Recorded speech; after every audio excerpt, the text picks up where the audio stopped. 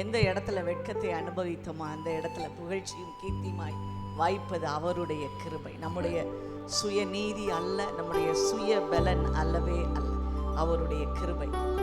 சொல்லுவோமா? அப்பாவும் கிருபைகளால் என்னை காத்து கொண்டீரே, அப்பாவும் கிருபைகளினால் என்னை தாங்கி கொண்டீரே. சொல்லுவோமா?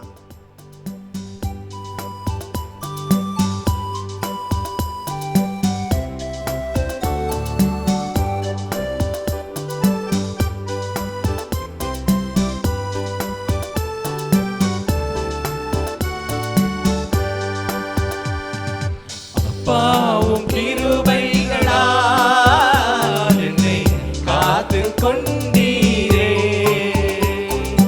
அப்பாவும் கிருபைகளால் என்னை அணைத்து கொண்டீரே, அப்பாவும் கிருபைகளால் என்னை காத்து கொண்டீரே,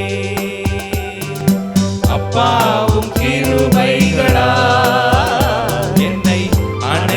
கொண்டீரே.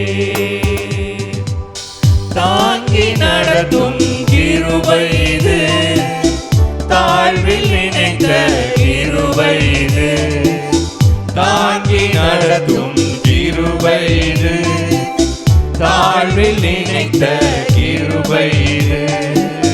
தந்தையும் தாயும் கைவிட்டாலும் தயவாய் காக்கும் கிருபை இது, தந்தையும் தாயும் கைவிட்டாலும் தயவாய் காத்திடும் கிருபை இது. அப்பாவும் கிருபைகளால் என்னை காத்து கொண்டீரே, அப்பாவும் கிருபைகளால் என்னை அணைத்து கொண்டீரே, அப்பாவும் கிருபைகளால் என்னை காத்து கொண்டீரே, அப்பாவும் கிருபைகளால் என்னை அணைத்து கொண்டீரே.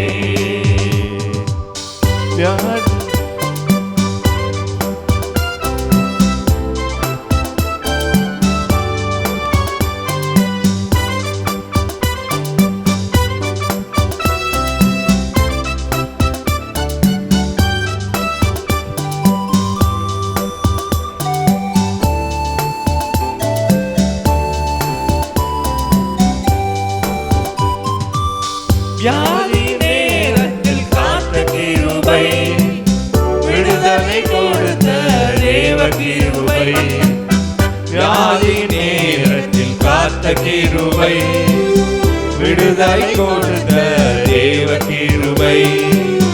சூழ்நிலைகள் மாறினாலும் மாறாமல் காண்கிட்ட தேவ கிருபை, சூழ்நிலைகள் மாறினாலும் மாறாமல் தாங்கிட்ட தேவ கிருபை.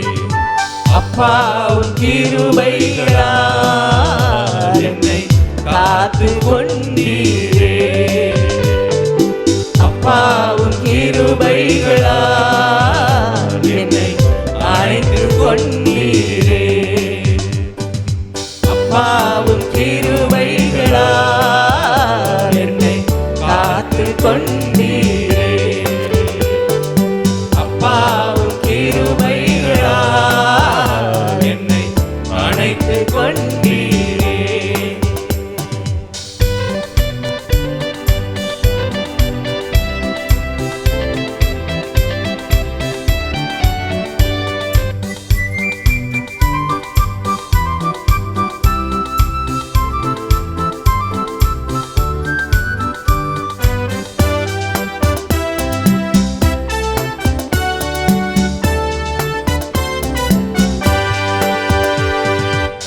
கஷ்டத்தின் நேரத்தில் காத்த கிருபை, கண்ணீரை மாற்றின தேவ கிருபை, கஷ்டத்தின் நேரத்தில் காத்த கிருபை, கண்ணீரை மாற்றின தேவ கிருபை.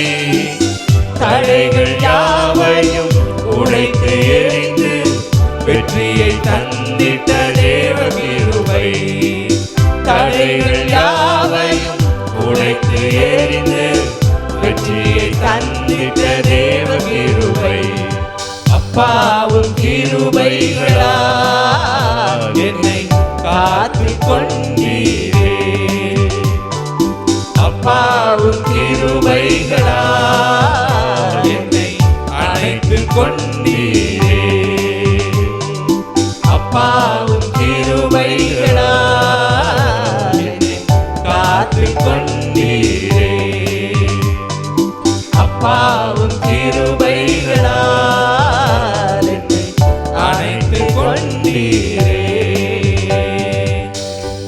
அல்லேலூயா. அல்லேலூயா. கர்த்தருடைய பரிசுத்த நாமத்துக்கு ஸ்தோத்திரம் உண்டாவதாக. ஒவ்வொரு நாளும் ஆண்டவர் நமக்கு புதிய காரியங்களை நமக்கு கற்றுக் கொடுத்து கொண்டே வருகிறார்.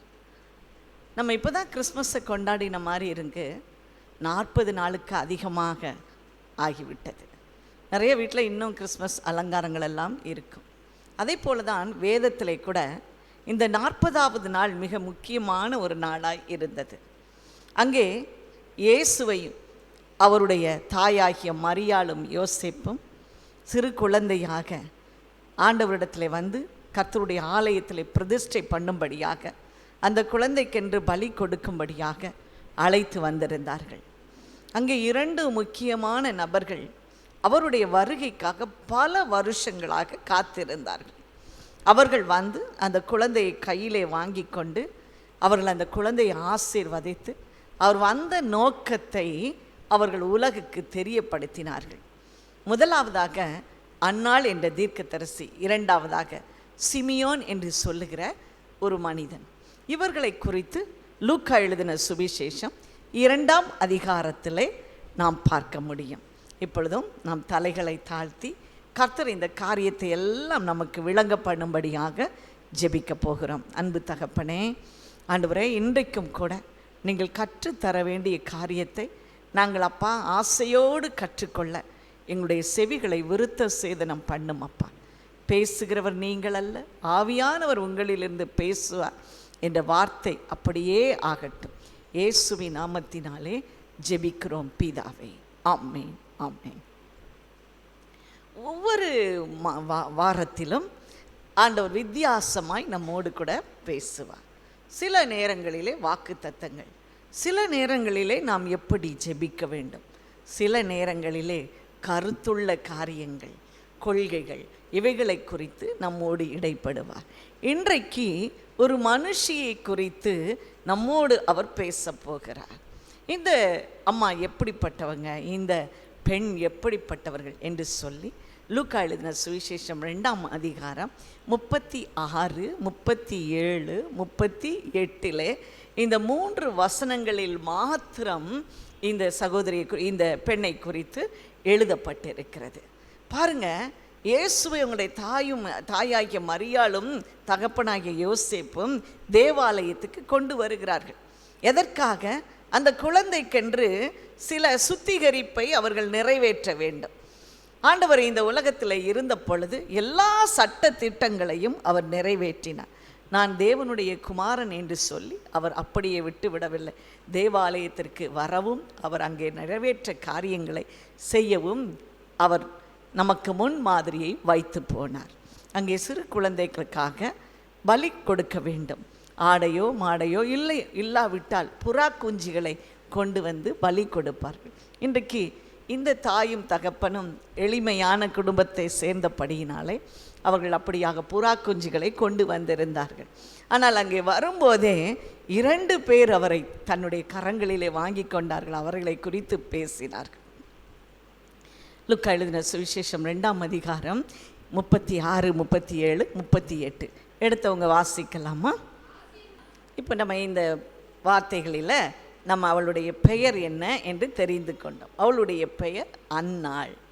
இந்த அன்னாளை குறித்து 5 காரியங்கள், 5 ஸ்டேட்மெண்ட் அங்கே கொடுக்கப்பட்டிருக்கிறது. அவள் எப்படிப்பட்டவள், என்ன செய்தாள், எதற்காக அங்கே இருந்தாள் என்பதை 5 ஸ்டேட்மெண்ட், 5 வாக்கியங்களிலே கொடுக்கப்பட்டிருக்கிறது. பாருங்கள், இந்த அன்னாள் நமக்கு எதை கற்றுக் கொடுக்க போகிறார் என்பதை கடைசியிலே நாம் பார்க்க போகிறோம். முதலாவதாக அன்னாள் என்னும் தீர்க்கதரிசி. அது பெண்ணாக இருக்கிறபடியினால நம்ம தமிழில் அதை தீர்க்கதரிசினின்னு எழுதியிருக்கணும். ஆனால் தீர்க்கதரிசி பொதுவான வார்த்தையாக இருக்கிறபடினாலே அன்னாள் என்னும் தீர்க்கதரிசி. இப்பொழுதும் பாருங்க, இதற்கு முன்னால் வேதத்தில் 5 பேரை குறிக்கப்பட்டிருந்தது தீர்க்கதரிசி என்று சொல்லி. முதலாவதாக மோசேயினுடைய சகோதரியாகிய மிரியாம், அடுத்தபடியாக தெபோரா என்று சொல்லி நாம் பார்க்கிறோம். அடுத்தபடியாக ஏசாயாவின் மனைவி. அடுத்ததாக நம்ம பார்க்கும்போது பாருங்க, உள்தாள் என்கிறவள். அதன் பின்பதாக பிலிப்புவின் 4 கன்னிகைகளான புதல்விகள், இவர்களெல்லாம் தீர்க்க தரிசனம் உரைத்தார்கள். இந்த அன்னாள் ரொம்ப ஸ்பெஷலானவ.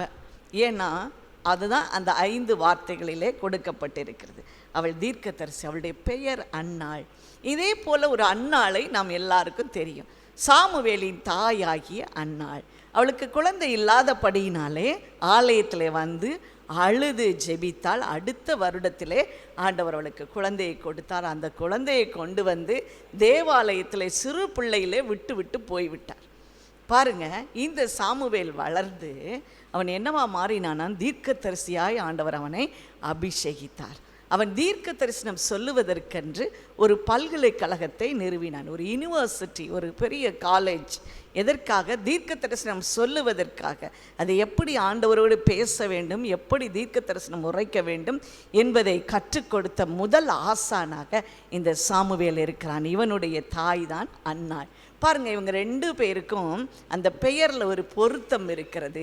அன்னாள் தீர்க்கதரிசி, அங்கே அன்னாள் தீர்க்கதரிசியின் தாயாக இருக்கிறான். பாருங்கள், ஒவ்வொரு பெயரும் எவ்வளவு முக்கியமானது. நமக்கு கொடுக்கப்படுகிற பெயர்கள் மிக மிக முக்கியமானது. இன்றைக்கி நிறைய பேர் சினிமாவில் வருகிற நடிகைகளுடைய பெயரை வைக்கலாம், அல்லது ரொம்ப ஃபேமஸாக இருக்கிறவங்களுடைய பெயரை வைக்கலாம். சில பெயர்களை பார்த்தா அந்த நடிகையோ அல்லது யாருடைய பெயரை வைத்திருக்கிறார்களோ அவர்களுடைய குணாதிசயங்களும் அந்த பிள்ளைகளுக்கு கடத்தப்படுவதை நாங்கள் அநேக பெயர்களிலே நாங்கள் பார்த்திருக்கிறோம், அநேக நபர்களிடத்திலே நாங்கள் பார்த்திருக்கிறோம். ஆகவே இன்றைக்கு பெயர்களை வைக்கும்போது நாம் என்ன செய்ய வேண்டும்? ரொம்ப ஞானமாய் ஆண்டவரிடத்தில் கேட்டு எப்படிப்பட்ட பிள்ளைக்கு நம்ம எப்படிப்பட்ட பிள்ளையாக உருவாக்க வேண்டும் என்று சொல்லி நாம் ரொம்ப திட்டமும் தெளிவுமாய் யோசிக்க வேண்டும். இந்த அன்னாள் ஒரு தீர்க்கதரிசியாக இருந்தாள். அதில் பாருங்கள், அவளும் அந்நேரத்திலே வந்தாள். இயேசுவை எந்த நேரத்தில் கொண்டு வர போகிறாங்கன்னு யாருக்கும் தெரியாது. ஆனால் கொண்டு வந்த உடனே அவள் அந்த தேவாலயத்துக்கு ஓடி வந்தாள். எப்படி இது பாசிபிலிட்டியாக இருக்கும்? எப்படி அது பாசிபிளாக இருக்கும் அப்படின்னு பார்த்தீங்கன்னா, வேதத்தில் 1 நாளாகமம் 9ஆம் அதிகாரம் 33ஆம் வசனத்தில், 1 நாளாகமம் 9ஆம் அதிகாரம் 33ஆம் வசனத்தில், லேவியருடைய பிதாக்களின் தலைவராகிய சங்கீதக்காரர் இரவும் பகலும் தங்கள் வேலையை நடத்த வேண்டியது இருந்ததால் மற்ற வேலைக்கு நீங்களாகி தங்களுடைய அறைகளிலே இருந்தார்கள். எப்படி? லேவியர் என்பவர்கள் பாடகர்கள். அங்கே பலவிதமான தேவாலய வேலைகளை செய்வதற்கு அவர்களுக்கு பணிக்கப்பட்டு இருக்கிறதுனாலே அவர்களுக்கு அங்கே தேவாலயத்தில் அறைகள் ஒதுக்கப்பட்டிருந்தது. அதே போல இவள் தீர்க்கதரிசியாக இருப்பதினாலே அவளுக்கும் அங்கே ஒரு தங்குவதற்கு இடம் இருந்திருக்கலாம். ஆகவே இயேசுவை கொண்டு வந்த உடனே அவள் அதை கண்டு சும்மா இருந்து விடவில்லை.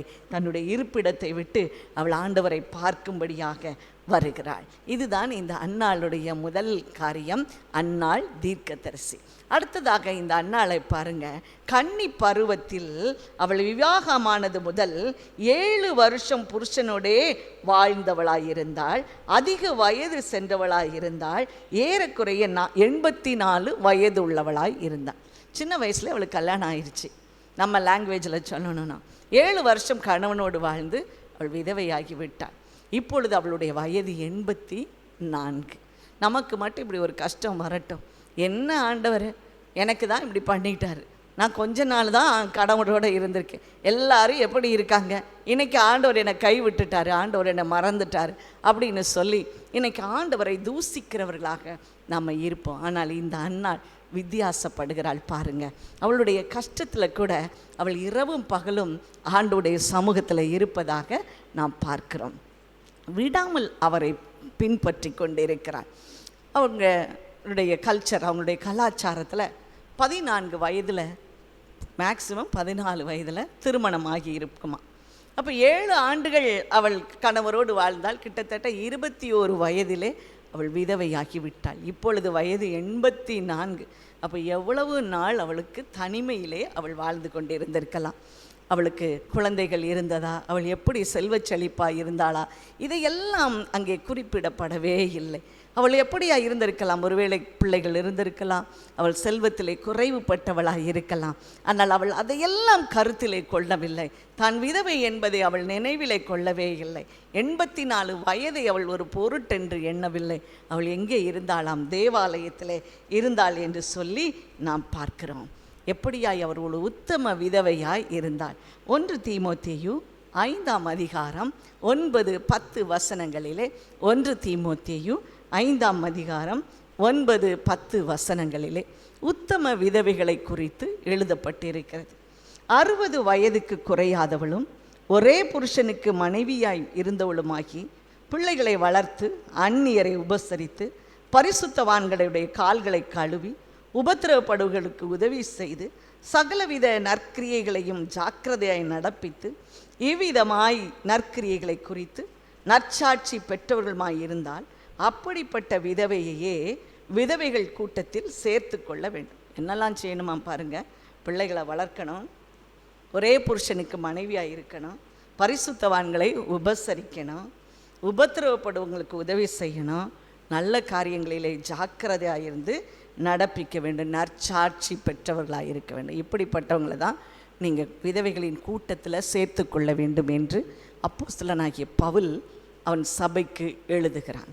பாருங்கள், இந்த மகளும் கூட, இந்த அன்னாளும் கூட 84 வயதிலே அவள் இப்படிப்பட்ட காரியங்களை அவள் செய்திருப்பாள். அவள் உத்தம விதவையாக இருக்கிறாள். நீங்கள் எல்லாரும் டிவி பார்ப்பீங்க. அதில் நீயா நானா என்ற நிகழ்ச்சியிலே அநேக பிரச்சனைகளை பற்றி பேசுவார்கள். அதில் ஒரு ப்ரோக்ராம் இப்படி இருந்தது, சிங்கிள் பேரண்ட். அங்கே அவர்கள் விதவையாக இருக்கலாம் அல்லது கணவனை விட்டு பிரிந்தவர்களாக இருக்கலாம். அவர்கள் எப்படியெல்லாம் கஷ்டங்களை அனுபவிக்கிறார்கள் என்பதை குறித்து ஒரு ஷோ நடத்தினார்கள். அதில் பாருங்கள், ஒரு பெண் இப்படி சொன்னான், வீட்டுக்கு வாடகைக்கு கூட எங்களுக்கு யாரும் தரமாட்டாங்க, ஏன்னா நான் கணவன் இல்லாமல் இருக்கிறேன், ஏதாவது ஒரு கஷ்டங்கள் வந்துடும் அல்லது ஒரு இக்கட்டு வந்துடும் என்று சொல்லி எல்லாரும் பயந்து ஒதுங்கி விடுவார்கள், வீட்டுக்கு வாடகை கூட கொடுக்க மாட்டார்கள் என்று சொல்லி. அதுவும் போல் பிள்ளைகளை வளர்ப்பதற்கு அவர்கள் படுகிற பாடுகள் இருக்க ரொம்ப ரொம்ப கஷ்டம். அவர்கள் சொன்னார்கள், அதை சொல்லி மாளாது. ஒரு பெண் இப்படியாய் சொன்னாள், என்னுடைய பிள்ளைகள் சிறு பிள்ளைகளாக இருக்கும்போது 22 வயதிலே நான் விதவையாகிவிட்டேன்.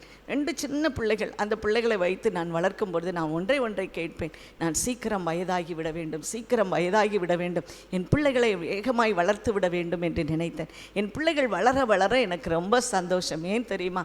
அது வரைக்கும் நான் எங்கேயுமே போக மாட்டேன். பிள்ளைகள் வளர வளர பிள்ளைகளை நான் அழைத்து கொண்டு அவர்களோடு எக்ஸ்கர்ஷன், அவர்களோடு நான் பார்க்கு, எல்லாம் பீச், எல்லாவற்றுக்கும் நான் போகும்போது எனக்கு ரொம்ப சந்தோஷமாக இருக்கும். ஏனென்றால் என் பிள்ளைகள் எனக்கு கேடயமாய் இருந்தார்கள், எனக்கு அவர்கள் ஒரு பாதுகாப்பாய் இருந்தார்கள் என்று சொன்னார்கள். அதே போல் நாங்கள் ஒரு குடும்பத்தில் நாங்கள் அவர்களுக்கு கவுன்சிலிங் கொடுப்பதற்காக போயிருந்தோம். அப்போ அவள் சொன்னார்கள், நான் 22 வயதிலே நான் விதவையாகிவிட்டேன், சிறு 2 பிள்ளைகள். இந்த பிள்ளைகளை இன்றைக்கு வளர்த்து ஆளாக்கி அவர்களுடைய பிள்ளைகளின் பிள்ளைகளையும் இப்பொழுது அவர்கள் கண்டிருக்கிறார்கள்.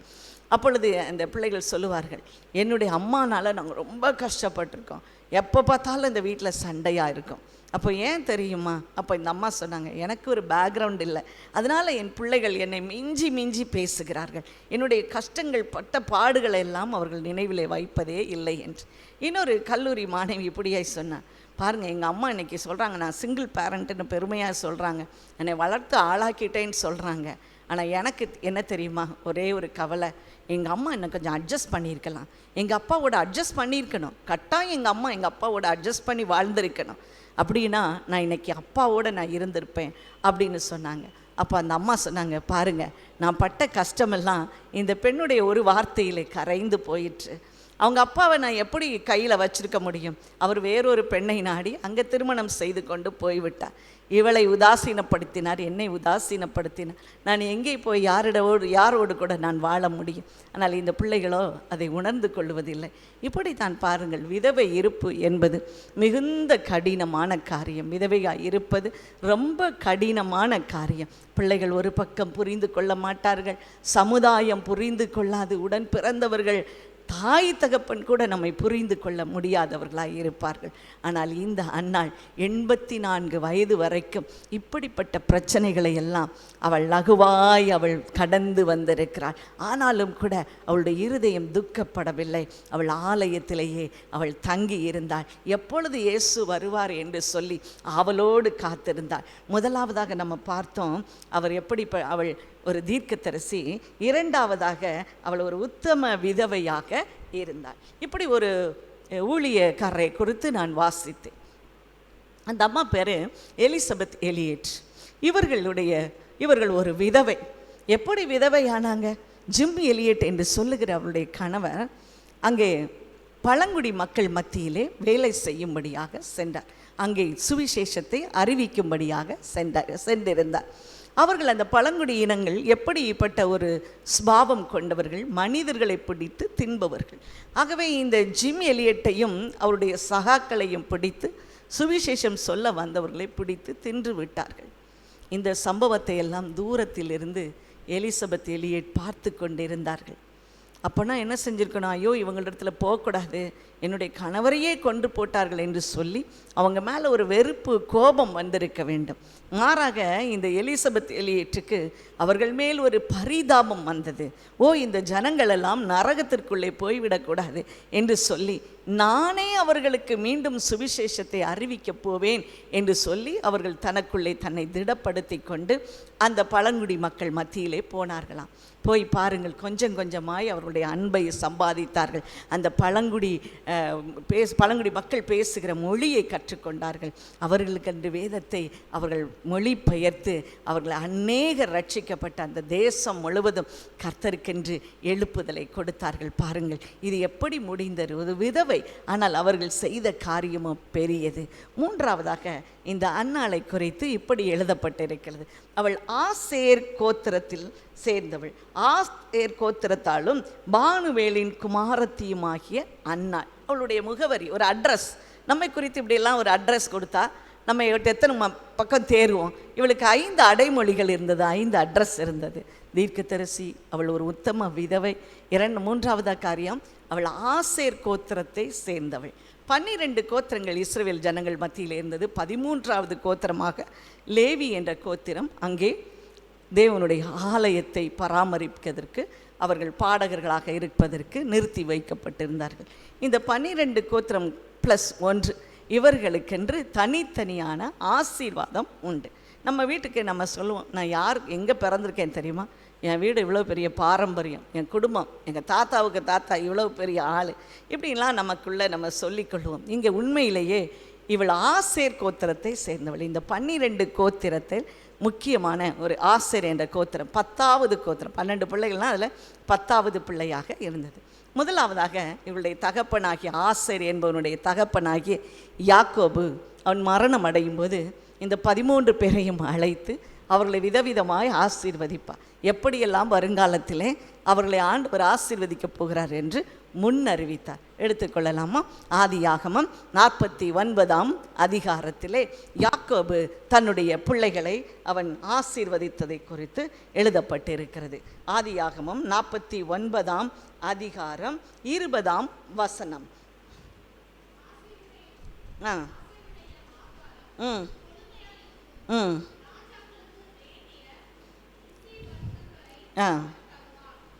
ஆசேருடைய ஆகாரம் கொழுமையாய் இருக்கும். அவனுடைய வீட்டு சாப்பாடு எப்படி இருக்கும்? ராஜாக்களுக்கு கொடுக்கிறது. அவன் தான் ராஜாக்களுக்கு கொடுப்பான். ராஜாக்களுடைய உணவு எப்படி இருக்கும்? அப்படி ராயலாக இருக்கும். அந்த ராயல் ஃபுட்டு யார் தான் தயாரிப்பான்? இந்த ஆசேர் தயாரிப்பான். அப்போ தயாரிக்கவன் சாப்பிடாமல் இருப்பானா? அப்போ அவன் முதல்ல என்ன செய்வான்? சாப்பிட்டு பார்ப்பான். அவன் அப்படிப்பட்ட வர்க்கங்களை தயாரிக்கிறதுனால அவனுக்கு ஒரு மேன்மை இருந்தது. ராஜாவுக்கு பதார்த்தங்களை சமைப்பதற்காக அப்படிப்பட்ட ஒரு ஸ்பெஷல். அவனுடைய உணவு கொழுமையாய் இருக்கும். அவனுடைய உணவு கொழுமையாய் இருக்கும். இன்றைக்கு உணவு கொழுமையாக இருக்கவங்க எல்லாரையும் நல்லா பிடிக்கும் நமக்கு. சில வீட்டில் பார்த்தீங்கன்னா சில அண்ணிமார், அவங்க நல்ல ஒரு நாத்தனாரோட நல்ல ஒரு உறவு வச்சுருக்க மாட்டாங்க. ஆனால் அந்த நாத்தனாரை பார்த்து சொல்லுவாங்க, சண்டை வந்திருக்கும். அவங்க சொல்லுவாங்க, இருந்து சாப்பிட்டுட்டு போ. சண்டை போட்டுகிட்டே சொல்லுவாங்க, ஒரு வாய் சாப்பிட்டுட்டு போ, சாப்பிடாம அனுப்ப மாட்டேன். இப்படி சொல்லுகிற உறவுகளை பிடிக்குமா பிடிக்காதா? ஆமாவா இல்லையா? என்ன சண்டை போட்டாலும் அவங்க என்ன செஞ்சுருவாங்க? சாப்பாடு கொடுத்துருவாங்க. நம்ம அறியாமல் நம்முடைய மனதை அவர்களை ப்ளஸ் பண்ணிடும். ஆமாவா இல்லையா? ஆமாவா இல்லையா? சில பேர் ரொம்ப இனிக்க பேசுவாங்க, ஒரு கப்பு தண்ணி கூட தர மாட்டாங்க, போய்கிட்டே இருன்னு சொல்லிடுவாங்க. ரொம்ப இனிமையாக பேசுவாங்க. ஆனால் சில பேர் பாருங்கள், இதை சாப்பிடுங்க அதை சாப்பிடுங்க. அவங்க வீட்டுக்கு போனால் ஐயோ நல்ல சந்தோஷமாக இருக்கும். நம்ம சாப்பிட்றோமோ இல்லையோ அவங்க என்ன செய்வாங்க? இதை சாப்பிட்றீங்களா அதை சாப்பிட்றீங்களா? அவங்களுடைய உபசரிப்பு. ஏன்னா அவங்கக்கிட்ட அதெல்லாம் இருக்குது. இந்த ஆசேர் கோத்திரத்தில் இந்த கொழுமையான பதார்த்தங்கள் இருக்கும் அப்படின்னு சொல்லி அவளுடைய தகப்பன் அவர்களை ஆசீர்வதித்து. பாருங்கள், கானான் தேசத்துக்கு வந்தாச்சு. இப்போ மோசே என்பவன் இந்த 12 கோத்திரத்தையும் ஆசீர்வதிக்கிறான். அப்பொழுது பாருங்க, அவனும் கூட இந்த ஆசேர் கோத்திரத்தை எப்படி ஆசீர்வதிக்கிறான் பாருங்க. உபாகமம் 33ஆம் அதிகாரம், உபாகமம் 33ஆம் அதிகாரம் 24, 25 வாசிக்க கேட்போம். ம் ம் ம் ம்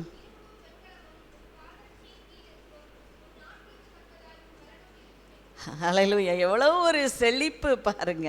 அவனுடைய காலை எதில் நினைப்பானா? எண்ணெயில். அப்படியே சிலர் கையில் பன்னீரால் கழுவுவாங்கன்னு சொல்லுவாங்க. இவன் காலை என்ன செய்வான்னா எண்ணெயிலே தோய்ப்பான். அந்த ஊரில் எதுனாலும் ஒன்று எண்ணெயை வச்சு தான், அங்கே இருக்கிற ஒலிவ எண்ணெயைத்தான் அவர்கள் பயன்படுத்துவார்கள். அந்த ஒலிவ எண்ணெயில் காலை என்ன செய்வான்? அவன் தேய்க்கிறவனாய் இருப்பான். அவன் புத்திர பாக்கியங்கள் உடையவனாய் இருப்பான். அங்கே மலடு இருப்பது இல்லை. இப்படி இருக்கும்போது நம்ம நிச்சயமாய் அறிந்து கொள்ளலாம், அன்னாள் அந்த கோத்திரத்தை சேர்ந்தவள். அவள் கொழுமையான பதார்த்தங்களை உண்டிருப்பாள். நல்ல அவளுக்கு சமைக்க தெரிஞ்சிருக்கும், நல்ல சமையல் பண்ணி நல்லா சாப்பிட்ருப்பாள். அவளுக்கு புத்திர பாக்கியம் இருந்திருக்கும். ஏன் தெரியுமா? அவளுடைய முன்னோர்கள் அவளை அப்படி ஆசீர்வதித்தார்கள். அந்த கோத்திரத்தை அப்படி ஆசீர்வதித்தபடினாலே அங்கே இருக்கிற கடைசி மனிதன் வரைக்கும் அதே ஆசீர்வாதம் நிரம்பினவர்களாக இருப்பார்கள். இன்றைக்கும் பாருங்கள், இஸ்ரவேல் ஜனங்களை அன்றைக்கு ஆண்டவர் ஆசீர்வதித்தபடியினால் இன்றைக்கு எவ்வளவு சண்டை எப்படி இருந்தாலும் அவர்கள் என்ன செய்கிறாங்க? ஆசீர்வதிக்கப்பட்டவர்களாய் இருக்கிறாங்களாம். ஒருவர் இப்படியாய் சொன்னார் டிவியில், அவருடைய வீடுகளை நம்ம அடிச்சுக்கிடவே முடியாது, ஒவ்வொன்றும் குட்டி குட்டி அரண்மனைகளை போன்று இருக்கும் என்று சொன்னார்.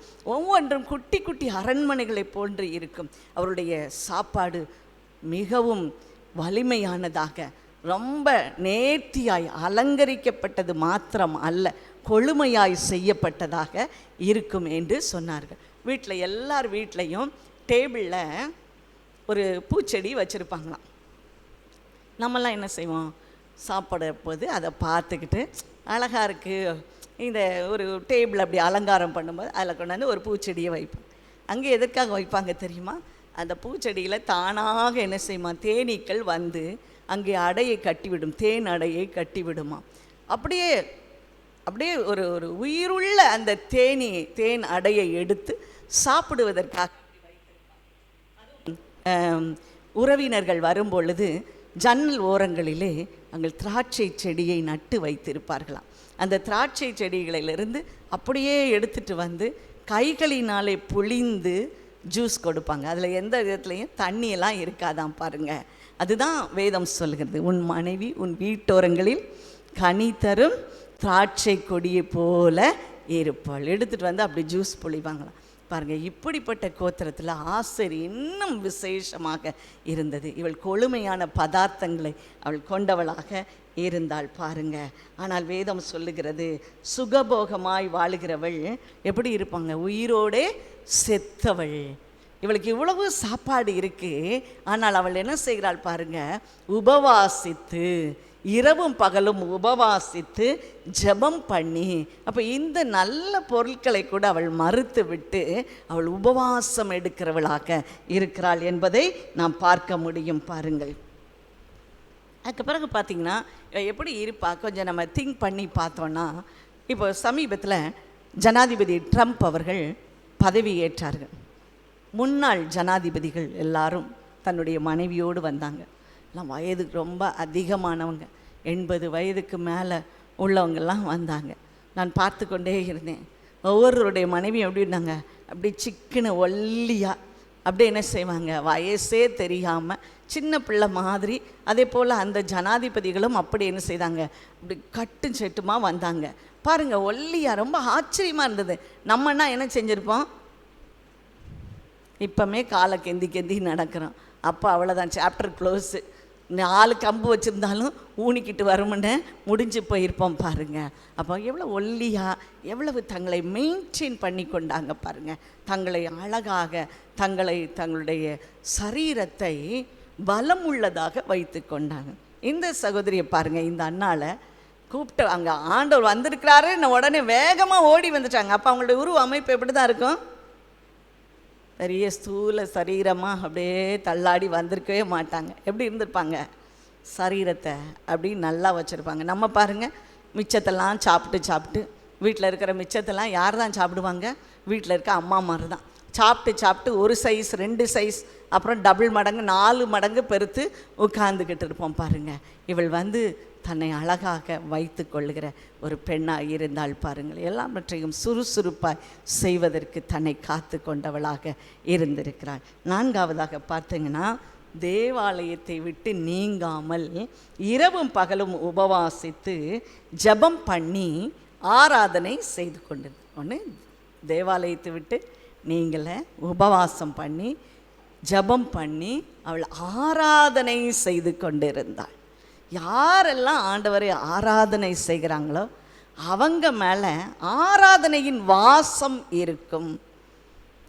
ஆராதனைக்கென்று ஒரு வாசம் உண்டு பாருங்க. ஆண்டவரோடு அது உறவாடுகிற அனுபவம். ஆகவே தான் சொல்கிறோம், ஆராதனையை அல்லல் தட்டிடாதீங்க, ஆராதனைக்கு வந்துருங்க. ஆராதனை வேளை மிகவும் இன்பமான வேளை. அங்கே யார் வருவார், ஆண்டவர் வருவார். உன்னத பாடல்களில் எப்படியாய் சொல்லப்பட்டிருக்கும், என் நேசர் என்னுடையவர், அவர் 10,000 பேர்களிலும் சிறந்தவர், அவர் என்னை பார்ப்பதற்காக அவர் வருவார், அவர் இடது கையின் தலையின் கீழ் இருக்கும், அவர் வலது கையினாலே என்னை அணைத்து கொள்ளுவார் என்று சொல்லப்பட்டிருக்கும். ஏனென்றால் அந்த வாசம் எப்படி வரும், ஆண்டவர் நம்மோடு கூட வாசம் பண்ணுவதினாலே அந்த ஆராதனையிலே ஒரு மனம், ஒரு வாசம் ஏற்படும். பிரியமானவர்களே, ஆராதனையில் கர்த்தர் நம்மோடு கூட உறவாடுகிற நேரம், கர்த்தரை பிரத்யட்சமாய் அனுபவிக்கிற நேரம்.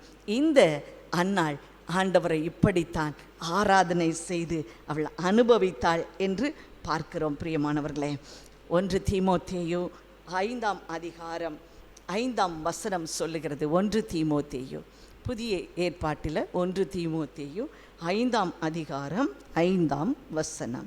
உத்தம விதவை, அதுக்கப்புறம் அவன் எங்கே தனியாக தானே இருந்தாகணும். ஆனால் அங்கே பாருங்கள், இன்றைக்கி விதவைகள் நிறைய பேர் அப்படியே என்ன செய்வாங்க, வாயில் அலப்புகிறவளாய் அல்லது ஒரு தனிமையாக இருக்க அலப்புகிறவளாய் இருப்பாங்க. ஆனால் தனிமையாய் இருக்கிறவள் தேவனிடத்தில் நம்பிக்கை உள்ளவளாய் இருக்கணும். அவங்கக்கிட்ட பேசும்போதே தேவன் இதெல்லாம் செய்தார் அப்படின்னு சொல்லி மற்றவர்களுக்கு ஒரு நம்பிக்கை ஊட்டுகிறவர்களாக, அவர்கள் நம்பிக்கை கொண்டவர்களாக இருக்க வேண்டும். இரவும் பகலும் வேண்டுதல்களிலும் ஜபங்களிலும் அவள் நிலைத்திருப்பாள் என்று சொல்லி எழுதப்பட்டிருக்கிறது. பிலிப்பியர் 4ஆம் அதிகாரம் 6ஆம் வசனம் நம்ம எல்லாருக்கும் தெரிந்திருக்கிறபடி பிலிப்பியர் 4:6, நீங்கள் ஒன்றுக்கும் கவலைப்படாமல் எல்லாவற்றையும் குறித்து உங்கள் விண்ணப்பங்களை ஸ்தோத்திரத்தோடு கூடிய ஜபத்தினாலும் வேண்டுதலினாலும் தேவனுக்கு தெரியப்படுத்துங்கள். எல்லாவற்றையும் எப்பொழுதும் நீங்கள் ஒன்றுக்கும் கவலைப்படாமல் எல்லாவற்றையும் தேவனுக்கு தெரியப்படுத்துங்கள் என்று சொல்லி எழுதப்பட்டிருக்கு. வேண்டுதலிலும் இப்படி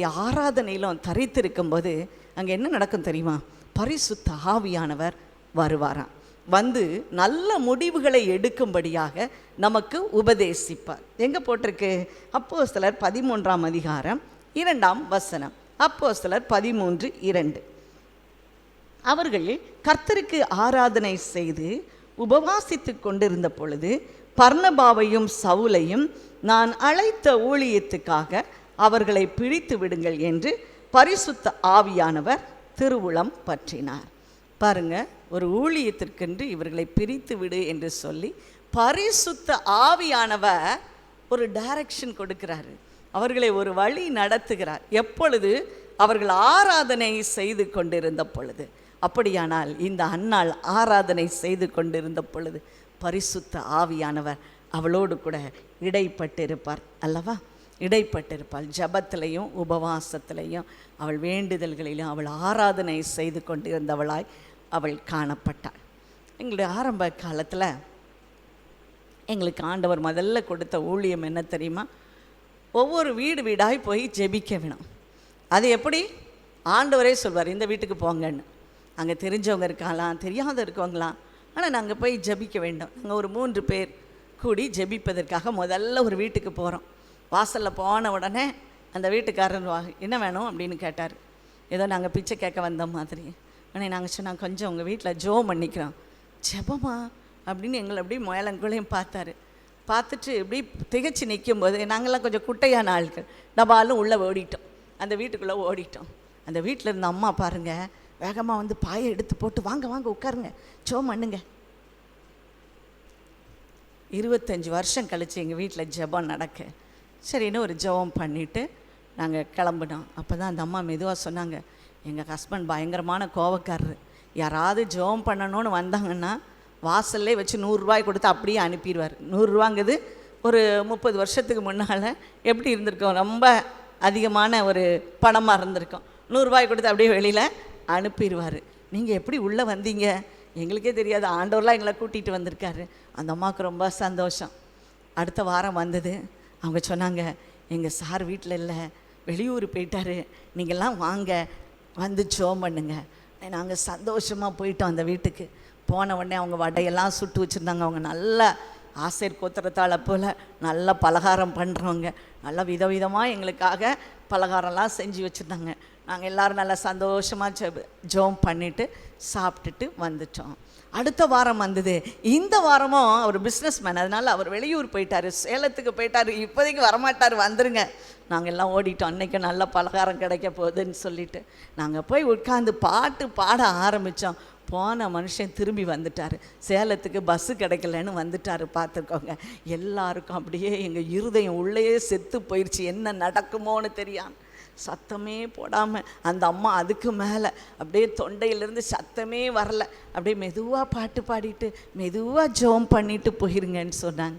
சரி, நாங்களும் விபிஎஸ் மாதிரி கையை இப்படி தட்டி ஜெபம் பண்ணிவிட்டு மெதுவாக வந்துட்டோம். அப்பாடா, இனிமேல் என்ன வந்தாலும் அவங்க பார்த்துக்கிடுவாங்க, அடிபடி நடந்தாலும் நமக்கு ஒன்றும் இல்லை, நம்ம ஓடி வந்துட்டோன்ட்டு நாங்கள் ஓடி வந்துட்டோம். அடுத்த வாரம் வந்தது. மறுபடி ஃபோன் வந்தது. நாங்கள் ஸ்டெடியாக இருந்தோம், இந்த தடவை என்ன செய்யக்கூடாது, போவே கூடாது நம்ம அப்படின்னு நினச்சிட்டு இருக்கும்போது அவங்க சொன்னாங்க, பெரிய அதிசயம் நடந்தது. எங்கள் சாரே கேட்டாங்க, என்ன ஒரு கும்பல் வருமே, அந்த கும்பல் வரலையா ஜெபம் பண்ணுறதுக்கு? நீ வந்த உடனே விதவிதமாக சமைச்சு கொடுப்பியா? அதான் நம்ம வீட்டில் இன்றைக்கி வடகிட ஒன்றும் இல்லையோ, அவங்கெல்லாம் வரலையோ அப்படின்னு கேட்டார். அதனால் நீங்கள்லாம் வந்துருங்க, நான் மறுபடியும் எல்லாம் உங்களுக்கு செஞ்சு வச்சுருக்கேன்னு சொன்னாங்க. பாருங்கள், எப்படி ஆகி தொடர்ந்து அந்த வீட்டுக்கு நாங்கள் போக ஆரம்பித்தோம். நல்ல வயது நிறைய முதிர்ந்த அவங்களுடைய வீட்டில் ஒரு பெண் இருந்தால், நாங்கள் ஜெபம் பண்ண அந்த பெண்ணுக்கு திருமண வாழ்க்கை அற்புதமாய் அது அரேஞ்ச் ஆனது. அப்போ பாருங்கள், பெரிய பணக்கார வீடு, எல்லோரும் வந்திருக்காங்க. எங்களை நிச்சயதாம்பலத்துக்கு அழைத்திருந்தாங்க. நாங்கள் பார்த்தோம், ஒரு மூலையில் போய் நம்ம அமைதியாக உட்காந்துட்டு யாருக்கும் தெரியாமல் சாப்பிட்டுட்டு வந்துடணும் அப்படின்னு நினச்சிட்டு போனோம். பாருங்கள், முதல் நிகழ்விலேயே எங்களை அழைத்தாங்க மேடைக்கு. அழைச்சிட்டு அவர் சொன்னார், இவங்க தான் எங்கள் பிள்ளைக்காக ஜெபம் பண்ணாங்க, இந்த கூட்டம் தான் ஜெபம் பண்ணினது, எங்களுக்கு அருமையான நல்ல ஒரு சம்பந்தத்தை கடவுள் கொடுத்திருக்கிறார் என்று சொல்லி அந்த இடத்துல சாட்சி சொன்னார். பாருங்கள், எவ்வளவு அதிசயம். ஒரு சின்ன பெண்கள் நாங்கள் ஜெபித்த ஜெபத்தை கேட்டு நாங்கள் அங்கே உட்காந்து ஜெபம் பண்ணும்போது நிறைய காரியங்கள் நடக்கும். அந்த தெரு வழியாக யாராவது அல்லது வேறு ஒரு வீட்டுக்கு நாங்கள் போவோம். அங்கே போகும்போது அந்த தெரு வழியாக வாக்கிங் போவாங்க, அல்லது பக்கத்து வீட்டுக்காரங்களாக இருப்பாங்க. என்ன சத்தம் அப்படின்னு கேட்டுட்டு உள்ளே வருவாங்க.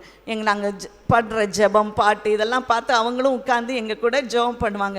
வயசானவங்களாம் வருவாங்க. நாங்கள் எப்படி ஜெபம் பண்ணுவோம், சிரித்து சிரித்து நல்லா விளையாண்டு ஜெபம் பண்ணிவிட்டு நல்லா என்ன செய்வோம், சின்ன பிள்ளைகளை போல் நல்லா முடிச்சுட்டு வருவோம். ஆனால் அடுத்த வாரம் சொல்லுவாங்க, நீங்கள் போன தடவை வந்து ஜெபம் பண்ணீங்க, எங்கள் வீட்டில் அற்புதம் நடந்தது, நான் இந்த வழியாக வாக்கிங் போனேன், அதனால் நான் உங்களை எப்படியாவது எங்கள் வீட்டுக்கு கூட்டிகிட்டு போகணுன்னு நினச்சிருக்கேன். இப்படி பாருங்கள், ஆண்டவரே எங்களுக்கு நல்ல ஒரு திறந்த வாசலை அவர் எங்களுக்கு கொடுத்திருந்தார். பாருங்கள், அநேக வீடுகளுக்கு நாங்கள் செல்லும்படியாக உதவி செய்தோம்.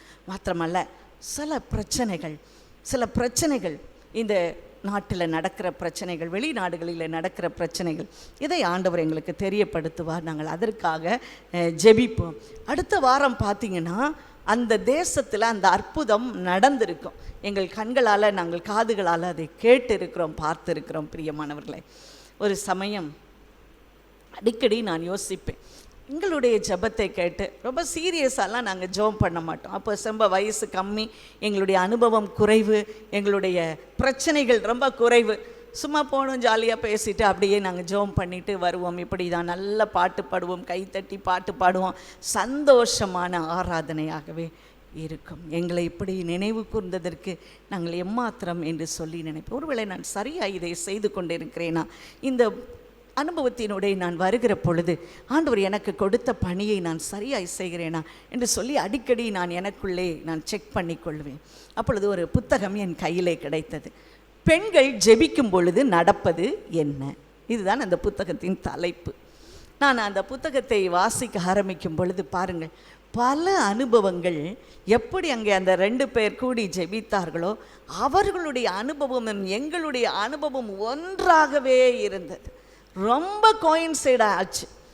அவங்க தேசம் வேற, நம்ம இந்திய தேசம், அவங்க வேற ஒரு பெரிய தேசத்தை சேர்ந்தவங்க. ஆனால் அவங்க எழுதியிருக்கிறாங்க, இதெல்லாம் நடந்தது நாங்கள் ஜெபிக்க ஜெபிக்க கர்த்தர் எவ்வளவு காரியத்தை செய்தார் என்று சொல்லி. சரி, இது எந்த வருடம் எழுதியிருக்கப்பட்டிருக்கிறது என்று சொல்லி நான் அந்த வருடத்தை திருப்பின பொழுது என்ன ஒரு ஆச்சரியம் பாருங்கள். நான் பிறப்பதற்கு முன்பதாக 100 வருடங்களுக்கு முன்பதாக எழுதப்பட்ட புத்தகம். ஹல்லேலூயா! 100 வருஷத்துக்கு முன்னால் ஆண்டவர் இதை போல ஒரு கூட்டத்தை தெரிந்தெடுத்து அங்கேயும் அந்த ஊழியத்தை நடத்தி இருக்கிறார். நம்முடைய இந்திய தேசத்தை அவர் மறக்கவில்லை, தமிழ்நாட்டை மறக்கவில்லை. எங்கேயும் அதே விதமான ஊழியத்தை, அதே விதமான ஜெபம் ஆராதனையை செய்யும்படியாக கர்த்தர் உதவி செய்திருக்கிறார். ஹல்லேலூயா! எவ்வளவு கருசனை உள்ள தேவன் என்பதை நான் கண்டு கொண்டேன். முதலாவதாக இந்த அன்னாள் ஒரு தீர்க்கதரிசியாக இருந்தாள். இரண்டாவதாக அவள் உத்தம விதவையாக இருந்தாள். மூன்றாவதாக அவள் ஆசேர் கோத்திரத்தை சேர்ந்தவளாக இருந்தாள். ஆசேர் கோத்திரம் அது ஒரு யூதா கோத்திரம் அல்ல. அங்கே துதிக்கிறவர்கள் இல்லை, அவர்கள் கொழுமையாக சாப்பிடுகிறவர்கள். ஆனாலும் கூட அங்கிருந்து ஒரு பிரிந்துரை வாழ்க்கை, ஒரு தனித்து எடுக்கப்பட்ட வாழ்க்கையாக இந்த அன்னாள் ஆலயத்திலே இருந்தாள். பாருங்கள், நான்காவதாக அவள் தேவாலயத்திலே விட்டு நீங்காமல் உபவாசித்து ஜெபம் பண்ணி கொண்டு இருந்தாள் என்று சொல்லி பார்க்கிறோம். ஐந்தாவதாக அவளுடைய முகவரி எப்படி கொடுக்கப்பட்டிருக்கிறது? அவளும் அந்நேரத்திலே வந்து நின்று கர்த்தரை புகழ்ந்து எருசலேமில் மீட்புண்டாக காத்திருந்த யாவருக்கும் அவரை குறித்து பேசினாள். ஒரு பெரிய குரூப். அந்த குரூப் எங்கே இருக்குது? தேவாலயத்தில் இருக்குது. அவங்களாம் எதுக்காக காத்திருந்தாங்களாம்?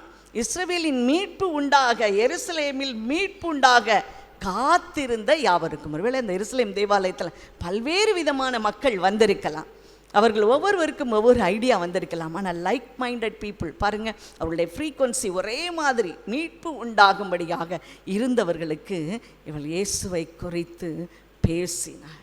பேசும்போது என்ன நடக்கும்? நம்முடைய இருதயம் கொழுந்து விட்டு எரியும். ஹல்லேலூயா! இன்றைக்கு நம்ம பிரசங்கத்தை ஏன் கேட்குறோம்? நம்முடைய இருதயம் திறக்கப்படுகிறது. ஆண்டவருக்காக அந்த இருதயம் திறக்கப்படும். அந்த இருதயத்தில் ஒரு விசுவாசம், ஒரு நம்பிக்கை. இதோ இந்த பெண்ணுக்கு எந்த முகவரியும் இல்லை, எந்த விதமான பாசிட்டிவ் காரியமும் இல்லை. ஆனால் அவள் தேவாலயத்தை விட்டு நீங்காமல் உபவாசித்து ஜெபம் பண்ணி ஆராதனை செய்து கொண்டிருந்தாள். அவளுடைய அனுபவம் எவ்வளவு கொடுமையான அனுபவமாக இருந்தாலும் அவள் ஆண்டவரை விட்டு பிரியவில்லை. இது நமக்கு ஒரு பாடம். இதை நாம் பார்க்கும் பொழுது நம்முடைய இருதயம் கொழுந்து விட்டு எரியும். பிரியமானவர்களே, அதற்காகத்தான் நாம் வசனத்தை கேட்கிறோம். வசனத்தை கேட்கிற பொழுதே அன்றைக்கு தேவ சபையிலே பரிசுத்த ஆவியானவர் ஊற்றப்பட்டார். அநேகர் பரிசுத்த ஆவியின் வரத்தை பெற்றுக்கொண்டார்கள். இன்றைக்கும் நாம் ஆண்டவரை குறித்து பேசும்போது நம்முடைய இருதயம் திறக்கப்படும். நம் ஆராதனை செய்யும்போது ஆண்டவரோடு வாசம் செய்வோம். ஆண்டவரை குறித்து பேசும்போது நம்முடைய இருதயம் கொழுந்து விட்டு எரியும். எதனால் அது எரிந்து கொண்டே இருக்கும் தெரியுமா? பரிசுத்த ஆவியானவரின் அந்த எண்ணெய் ஊற்றப்பட்டு கொண்டே இருக்கும். பரிசுத்த ஆவியானவராகிய எண்ணெய் நம்மேல் ஊற்றப்பட்டு கொண்டே இருக்கும், நம் இருதயத்திற்குள்ளே ஊற்றப்பட்டு கொண்டே இருக்கும். ஆகவே தான் நமக்கு ஒரு ப்ரிவிலேஜ், ஒரு ஸ்லாக்கியம் இருக்கும் பொழுது தேவனுடைய வார்த்தையை அசட்டை பண்ணிவிடக்கூடாது, தேவாலயத்தை அசட்டை பண்ணிவிடக்கூடாது. நாளைக்கு போய்க்கலாம், இன்னைக்கு போய்க்கலாம், இல்லவே இல்லை, இப்பொழுதே வர வேண்டும். இன்றைக்கு எனக்கு ஒரு நல்ல தூதை ஆண்டவர் கொடுப்பார், இன்றைக்கு எனக்காக அவர் பேசுவார். அவர் பேசுகிறவர் நீங்கள் அல்ல, நானே பேசுவேன் என்று சொல்லி இருக்கிறார். எனக்காக என்னோடு அந்யோன்யமாக அவர் பேசுவார் என்று சொல்லுகிற ஒரு உறுதியும் நம்பிக்கையும் நமக்கு கொடுக்கப்பட்டிருக்கிறது. பிரியமானவர்களே, இங்கே பாருங்கள், அவள் எருசலேமிலே மீட்பு உண்டாகுவதை குறித்து காத்திருக்கிறவர்களோடு பேசினாரா. சகரியாவின் புத்தகம் 8ஆம் அதிகாரம் 21-22 வசனங்கள்.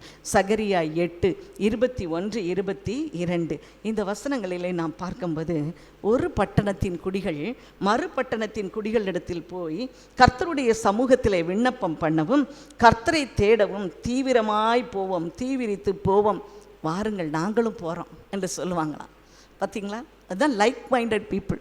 நாங்கள் தீவிரமாக போகிறோம், நாங்கள் ஆராதனை செய்ய எருசலேமுக்கு போகிறோம், நீங்களும் வாங்க அப்படின்னு சொல்கிறாங்க.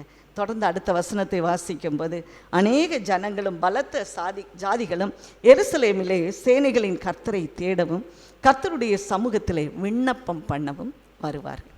எதுக்கு அங்கே வராங்க? அவரை தேட, அவரிடத்தில் விண்ணப்பம் பண்ண. அப்படின்னா அவங்களுக்கு ஒரு நம்பிக்கை இருந்தது, அவர் நம்முடைய ஜெபத்தை கேட்கிறவர், அவரை தேடுகிற பொழுது அவர் தென்படுவார். அவரை நீங்கள் விட்டீர்கள் என்றால் அவரும் உங்களை விட்டு விடுவார். நீங்கள் தேடினால் தென்படுவார். நீங்கள் அவரை விட்டு விட்டீர்கள் என்றால் அவரும் நம்மை விட்டு விடுவார். என்ன ஒரு விசேஷத்தை இந்த அன்னாள் சொல்லி இருப்பாள். சகரியா 9ஆம் அதிகாரம் 9ஆம் வசனம். சகரியா 9ஆம் அதிகாரம் 9ஆம் வசனம். சீயோன் குமார்த்தியை மிகவும் கலிகுரு, எருசலேம் குமார்த்தியை கெம்பீரி, இதோ உன் ராஜா உன்னிடத்தில் வருகிறார். இயேசு இன்றைக்கு வருகிறார், இந்த ஆலயத்துக்கு வருகிறார். சீயோன் குமாரத்தியை நீ கெம்பீரித்து மகிழ, அவர் உன்னிடத்தில் வருகிறார். அவர் நீதி உள்ளவர், அவர் மீட்பு உண்டாக்குகிற, ரட்சிப்பு உண்டாக்குகிறவர் என்பதை குறித்து அவள் பேசினாள். இந்த அன்னாள் 3 வசனங்களிலே குறிப்பிடப்பட்டிருக்கிறாள். லூக்கா 2ஆம் அதிகாரம் 36, 37, 38 அன்னாள் என்ற தீர்க்கதரிசி இயேசுவை ஆலயத்துக்கு கொண்டு வருகிற பொழுது அங்கே அவரை சந்திக்கிறாள். அவள் ஒரு தீர்க்கதரிசி, அவள் ஒரு உத்தம விதவை, அவள் ஆசேர் கோத்திரத்தை சேர்ந்தவள். அவள் தேவாலயத்தை விட்டு நீங்காமல் இரவும் பகலும் உபவாசித்து ஜெபம் பண்ணி ஆராதனை செய்து கொண்டிருந்தவளாய் இருந்தாள். கர்த்தருடைய மீட்பு உண்டாக காத்திருக்கிறவர்களோடு கூட அவள் பேசினாள் என்று சொல்லி எழுதப்பட்டிருக்கிறது. இதிலிருந்து நாம் என்ன தெரிந்து கொள்ள வேண்டும் தெரியுமா? எப்படிப்பட்ட அனுபவத்தினுடைய நாம் கடந்து வந்தாலும் கூட நம்முடைய இருதயம் ஆண்டவரை தேடுகிறதா இருக்க வேண்டும், ஆண்டவரோடு உறவாடுகிற இருதயமாய் இருக்க வேண்டும். நம் ஆண்டவர், அவளுக்கு ஒரு விதவை, எத்தனையோ ஆப்பர்ச்சுனிட்டிஸ் அவளுக்கு இல்லை, இன்றைக்கி இருக்கிற ஸ்லாக்கியங்கள் அவளுக்கு இல்லை, இன்றைக்கி இருக்கிற காரியங்கள் இல்லை. ஆனாலும் பாருங்கள், அவள் இயேசுவுக்காக நம்பிக்கையோடு காத்திருந்தாள். நம்பிக்கையோடு, யாராவது எனக்கு ஃபோன் பண்ணி சொல்லுவாங்க? இல்லவே இல்லை. அவள் நம்பிக்கையோடு காத்திருந்ததை நாம் பார்க்கிறோம். பிரியமானவர்களே, இன்றைக்கு நாமும் கூட அப்படித்தான். நமக்கு என்ன அனுபவங்கள் இருந்தாலும் ஆண்டவரை விடாமல் பின் செல்ல வேண்டும். இந்த அன்னாள் நமக்கு இப்படிப்பட்ட காரியத்தை கற்றுக் கொடுக்கிறார். நாம் என்ன செய்ய வேண்டுமா? பாருங்கள், எபேசியர் 4ஆம் அதிகாரம் 12, 13 வசனத்தை வாசித்து நாம் முடிக்கப் போகிறோம். எபேசியர் 4ஆம் அதிகாரம் 12, 13. நம்ம மேலே உள்ள பொறுப்பு என்ன? நம்ம மேலே உள்ள பொறுப்பு என்ன? நம்ம எந்த அனுபவம், எந்த கஷ்டத்தினூடே, எந்த நஷ்டத்தினூடே நம் கடந்து வரலாம். நம்முடைய முகவரி எப்படியாயினும் இருக்கலாம். நாம் தள்ளப்பட்டவர்களாய் இருக்கலாம், அவமதிக்கப்பட்டவர்களாய் இருக்கலாம், நொறுங்குண்ட பாத்திரமாய் இருக்கலாம், உடைந்து போன பாத்திரமாய் இருக்கலாம், இனி ஒட்டுவார் இல்லை என்று சொல்லுகின்ற பாத்திரமாய் இருக்கலாம். ஆனால் நம்மை குறித்து ஆண்டவர் ஒரு நோக்கத்தை வைத்திருக்கிறார். நாம் சபைக்கு வருவதற்கு ஒரு நோக்கத்தை வைத்திருக்கிறார். அதுதான் எபேசியர் 4, 12, 13 குறிக்கப்பட்டிருக்கிறது. சுவிசேஷ ஊழியத்தின் வேலைக்காக நமக்கு ஒரு வேலை கொடுக்கப்படுகிறது. சுவிசேஷ ஊழியத்தின் வேலைக்காக கிறிஸ்துவின் சபையாகிய சரீரமாகிய சபையானது பக்தி விருத்தி அடையும்படியா. நம்ம கொண்டு ஒரு பிரயோஜனம் இருக்கணும். சபைக்கு வரும்போது ஒரு பிரயோஜனம் இருக்கணும். சுவிசேஷ பணி செய்யணும். சபையில் இருக்கிற மற்ற எல்லாரும் நம்மால் பக்தி விருத்தி உண்டாகணும். எதுக்கு சாட்சி சொல்கிறோம்? இவ்வளவு கஷ்டத்தில் இருந்தவங்களை கூட ஆண்டவர் நினச்சிருக்கிறாரு. அப்போ என்னையும் நினைப்பார். இதுதான் பக்தி விருத்திக்காக சாட்சி சொல்லுகிறோம். சாட்சி சொல்லுனா உடனே அவங்க பெரிய கதை படிப்பாங்க, பாட்டு படிப்பாங்க, ஜெபம் பண்ணுவாங்க, ஆண்டவருடைய நாமத்தை மகிமைப்படுத்த மறந்து போயிடுவாங்க. நட்சல்ல கரெக்டாக சொல்லணும், ஆண்டவர் எனக்கு ஒரு வயிற்று வலியிலிருந்து எனக்கு தப்பிக்கொள்ள ஆண்டவர் சுகத்தை கொடுத்தார். அவ்வளோதான், ஆண்டவருடைய நாமம் மகிமைப்படும். அல்லேலூயா. சபைக்கு பக்தி விருத்தி உண்டாக்கும்படியாக சிலரை, நம்ம எல்லாரும் சும்மா சாதாரண ஆள் இல்லை, அவர் எப்படி நம்மளை வைக்கிறாராம் பாருங்கள். சிலரை அப்போஸ்தலராகவும், சிலரை சுவிசேஷகராகவும், சிலரை போதகராகவும், சிலரை தீர்க்கதரிசிகளாகவும், சிலரை மேய்ப்பராகவும் அவர் ஏற்படுத்தினார். நம்ம எப்படி ஏற்படுத்தினார்? இந்த சபைக்கு, சின்ன சபையாக இருக்கலாம், ஒருவரை ஒருவர் பார்த்து சபைக்கு பக்தி விருத்தி உண்டாக்க வேண்டும். சிலரை அப்போஸ்தலர், சிலரை தீர்க்கதரிசி, சிலரை சுவிசேஷகர், சிலரை போதகராக, சிலரை மேய்ப்பராக தெரிந்து கொண்டிருக்கிறார். நம்ம ஒவ்வொருவருக்கும் ஒரு ரெஸ்பான்சிபிலிட்டி கொடுத்திருக்கிறார். ஆண்டவருடைய அன்பை பெற்றுக்கொண்ட நாம் மற்றவர்களுக்கு பிரயோஜனமாக இருக்க வேண்டும். ஐயோ எனக்கே இப்படி இருக்கேன், நானே இப்படி கிடக்கேன், ஆண்டவர் என்னையே நினைக்கல, எப்படி நான் மற்றவங்கள்ட்ட போய் சொல்லுவேன் ஆண்டவர் நல்லவர்னு சொல்லி? என்னையே அவர் பார்க்கலையே, இப்படி சொல்லித்தான் நிறைய பேர் ஆண்டோடைய நாமத்தை மகிமைப்படுத்தாமல் அவர் செய்த நன்மைகளை வாங்கிவிட்டு மறந்து செல்லுகிறவர்களாக இருக்கிறாங்க. அதனால் இன்றைக்கு அன்னாளை போல் நம்ம இந்த ஊழியத்தில் ஒரு பகுதியாக இருக்கிறோம். இந்த ஊழியத்தின் ஒரு பகுதியாய் ஒரு பெரிய ஒரு மாபெரும் பொறுப்பை அவர் நம்முடைய கையிலே கொடுத்திருக்கிறார். யாரையாவது சொல்லுவார், அவங்க முகத்தை காட்டுவார், இவங்களுக்காக ஜெபம் பண்ணுங்க. நம்ம சபைக்கு வரோம், ஒருத்தரையும் பார்க்காம அப்படியே ஓடுவதற்காக அந்த முகத்தை பார்க்கும்போது ஒன்றும் பேசக்கூட வேண்டாம், என்றைக்காவது அவருடைய முகத்தை காட்டுவார் ஆண்டவர். அவர்களுக்காக ஜெபிக்கும்படியாக கர்த்தர் நம்மை ஏவி எழுப்புவார். இதே போல் நிறைய சாட்சிகளை நான் சொல்ல முடியும். நேரம் சுருக்கமாக இருக்கிறபடியினால் இப்பொழுதும் நாம் நம்மை ஒப்பு கொடுக்க போகிறோம். ஆண்டவரை, அன்னாளை போல என்னையும் பயன்படுத்துங்க ஆண்டவரை, என்னையும் பயன்படுத்துங்க. என் சூழ்நிலை எவ்வாறு இருக்கணும், நான் அநேகரை ஆண்டவர் அண்டையில் வழி நடத்த எனக்கு ஒரு பொறுப்பு கொடுத்துருக்குறீங்க. இப்படி சொல்கிறவங்க மாத்திரம் தலைகளை தாழ்த்தி ஆண்டவரிடத்தில் உண்மையாக நம்ம ஜெபிக்க போகிறோம். உண்மையாக ஆண்டவர் நம்முடைய இருதயத்தை பார்க்கிறார். ஆண்டவரே, அன்னாளுடைய சூழ்நிலை எப்படி இருந்தாலும் கூட அன்னாள் அப்பா உமக்காக காத்திருந்து உம்மை குறித்து பேசினார். அப்பா உம்முடைய சமூகத்திலே உபவாசித்து ஜபம் பண்ணி இரவும் பகலும் ஆராதனை செய்து கொண்டிருந்தது போல எங்களுக்கு கொடுத்த பொறுப்பை நாங்கள் நிறைவேற்ற கர்த்தர் கிருபை தாங்க.